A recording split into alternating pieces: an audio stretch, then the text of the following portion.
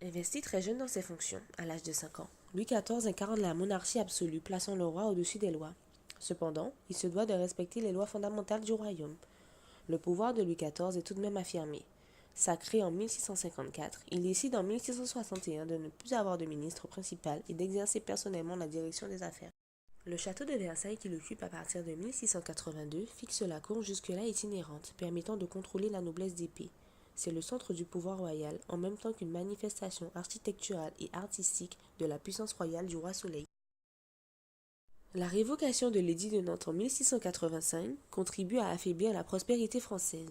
Il défend et impose la loi catholique dans tout le royaume. C'est sous Louis XIV que le premier empire colonial français devient une priorité économique et politique. Les départements et les régions d'outre-mer constituent les traces de cet empire colonial dans la France d'aujourd'hui. La participation de la France à la traite négrière doit beaucoup à la volonté du pouvoir royal de favoriser le grand commerce français.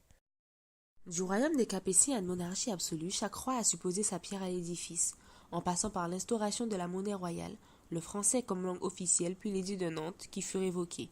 Les quatre rois ont su affirmer leur pouvoir. Par la suite, nous verrons que l'absolutisme s'est peu à peu dissous, notamment avec la Révolution française en 1789.